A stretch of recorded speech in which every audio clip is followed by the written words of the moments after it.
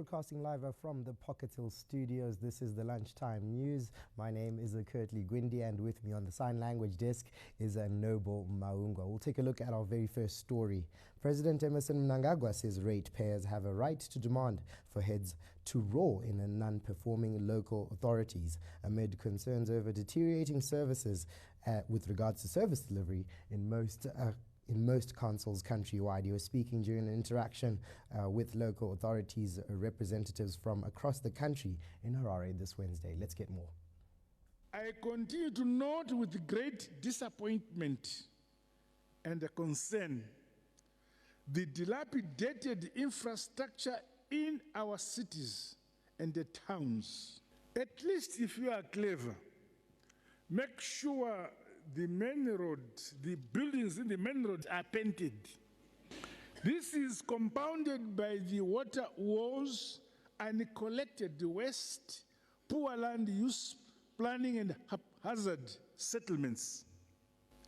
As the people's government, we will continue to intervene towards transforming this unacceptable state of affairs in our urban areas.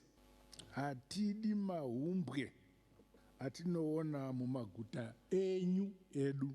We will not stand by and watch our country being returned to medieval times, where solid waste runs along the streets with the frequent diseases such as cholera and typhoid attacking us.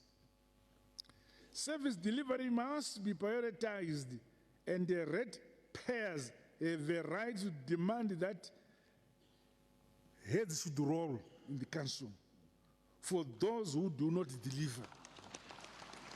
Integrity, accountability, and transparency must be the cornerstones of officials working in our public entities.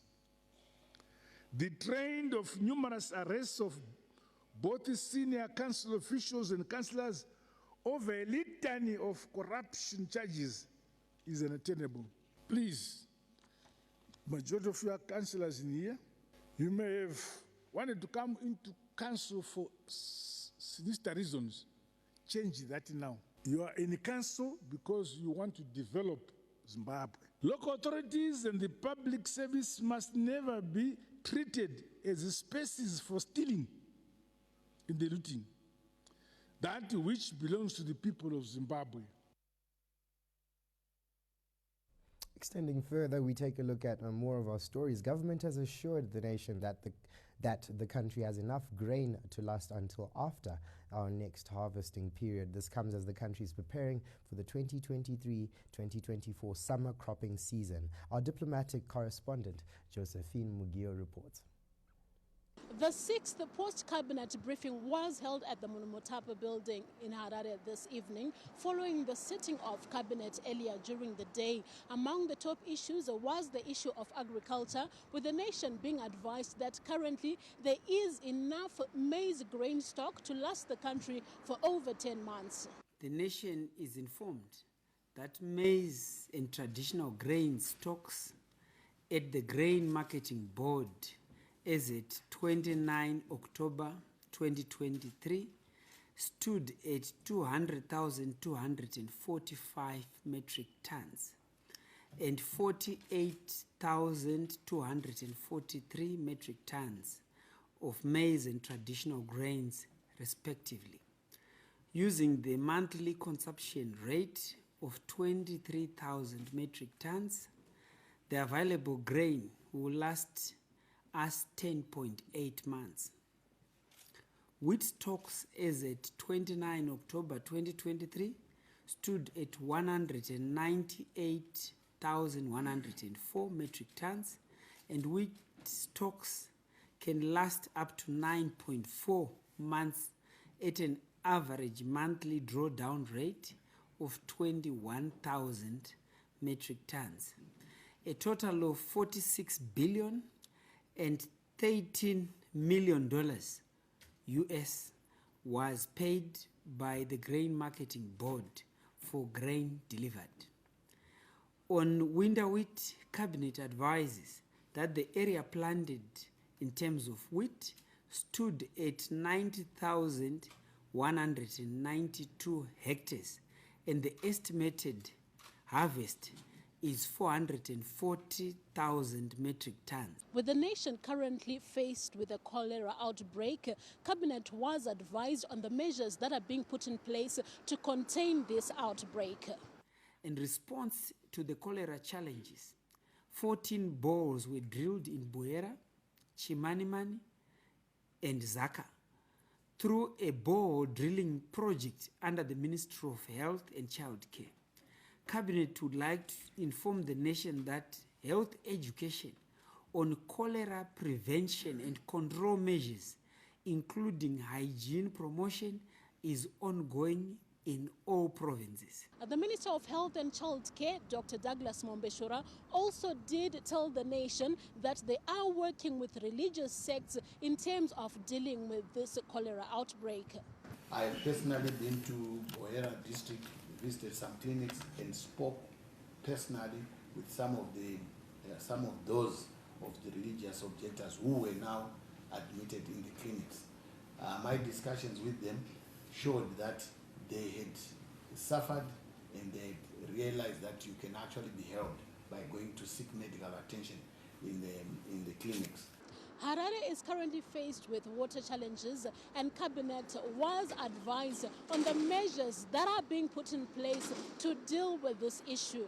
A technical committee to improve the water supply situation in the city of Harare and to resolve the challenges currently affecting the city has been put in place. In order to increase water production to 520 megaliters per day, there is need to supply water treatment chemicals, the rehabilitation works at Morton Jeffrey Waterworks, the rehabilitation and maintenance of Prince Edward Waterworks, and the drilling of 312 bores, which have so far been put in place in order to augment water supply.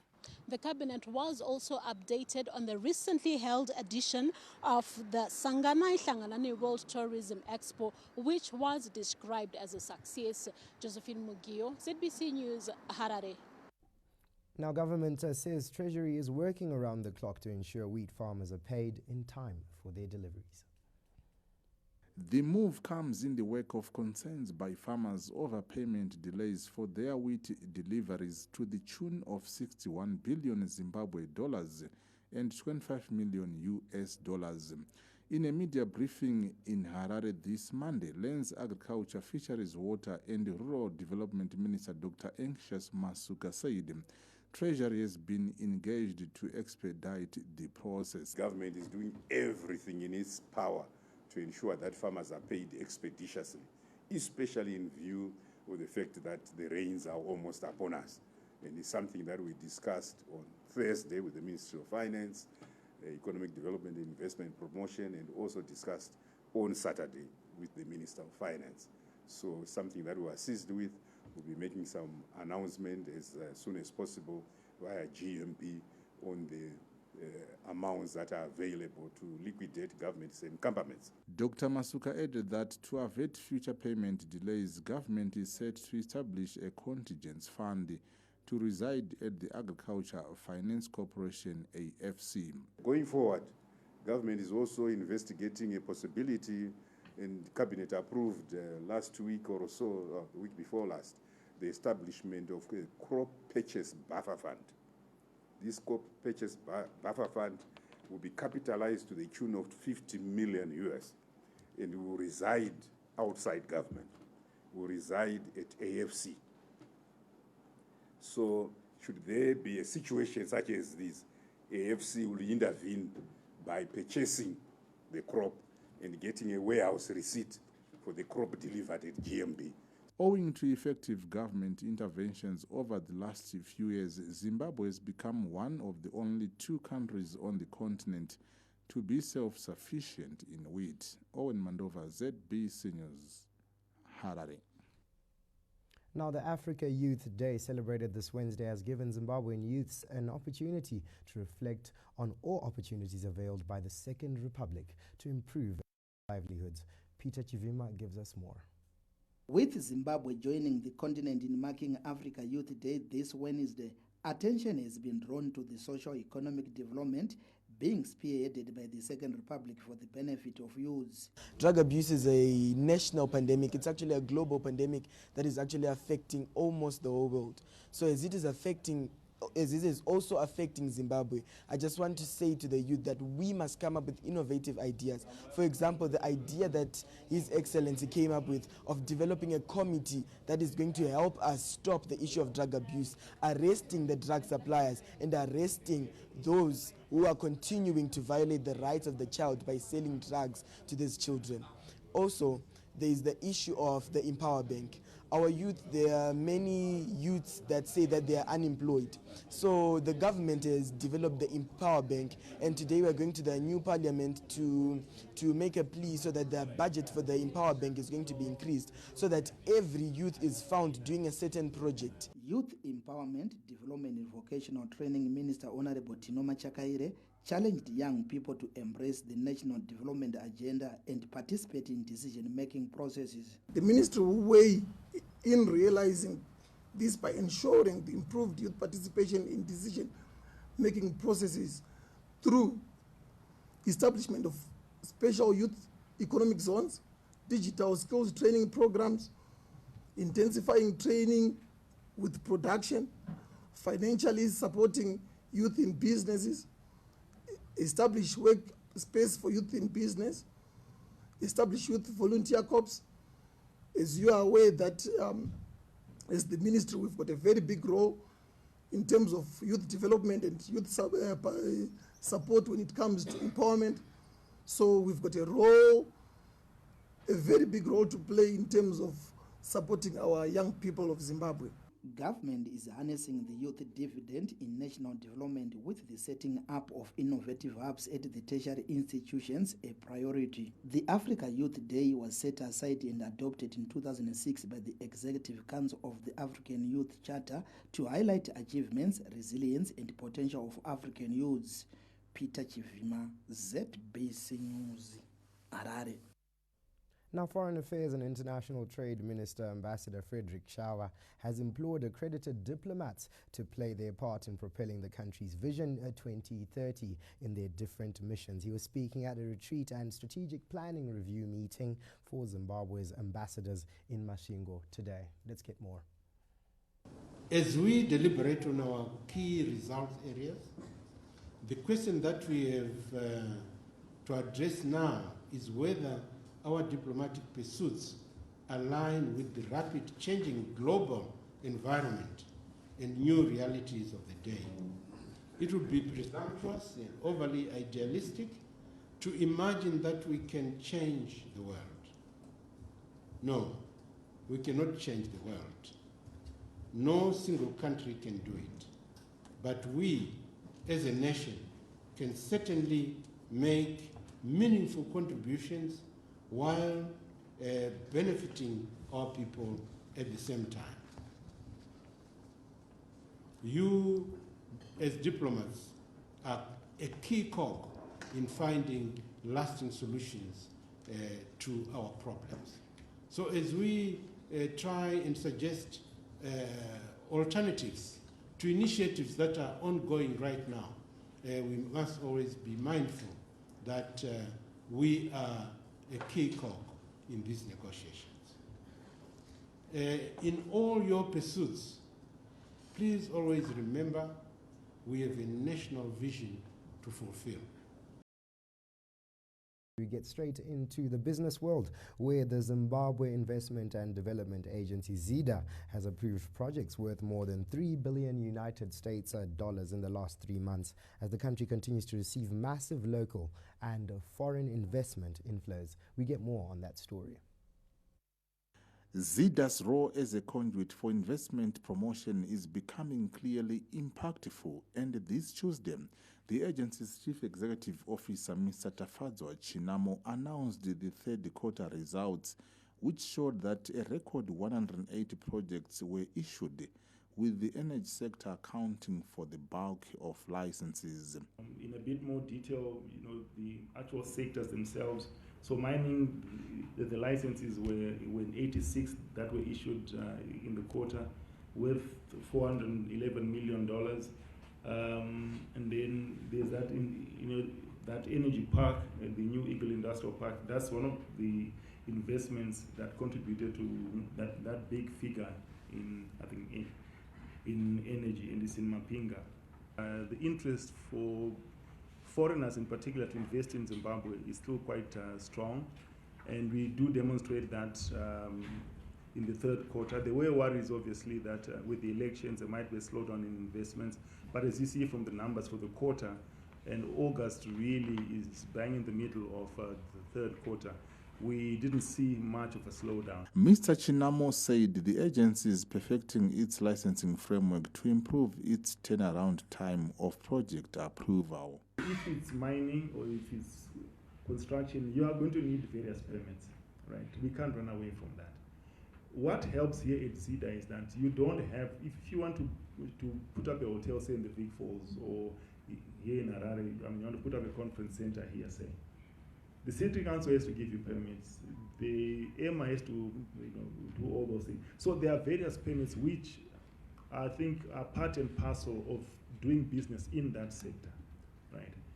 But for that foreign investor, we have literally, they just come here and we take them to all those places. Obviously, things like environmental impact assessments are going to take time. The third quarter results also show that most investment licenses approved were from China, whereby a total number of 121 Chinese investors received licenses worth $2.79 billion US. Owen Mandova, ZBC News, Harare.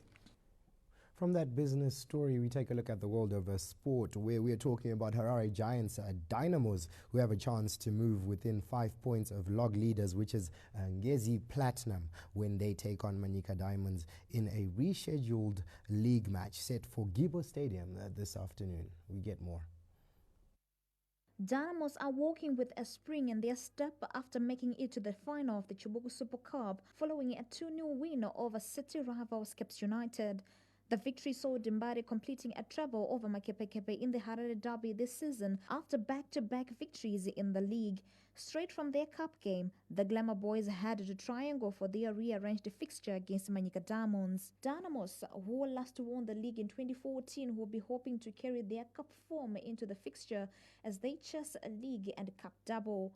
The Harare Giants, who are on 49 points, 8 points behind log leaders Ngezi Platinum, will be hoping to collect maximum points and move within 5 points of the Mondoro best side. Manika Diamonds are fourth with the 47 points, and a win will see them leapfrog Dynamos into second place. In their reverse fixture back in May, the two teams shared the spoils in a goalless draw. However, Dynamos head into Wednesday's encounter in better form, having won their last 3 games, while the Gem Boys have just 1 victory, 2 draws and 2 losses in their last 5 matches. Anna Shemrombedzi, ZBC News, Harare. And that report closes up our lunchtime news bulletin, and thank you so much to the team from Montrose. But from us at Pocket Hill, from myself, Curtly Gwindi and Noble Maungwa on the sign language desk, it is a very good afternoon, and God bless Zimbabwe.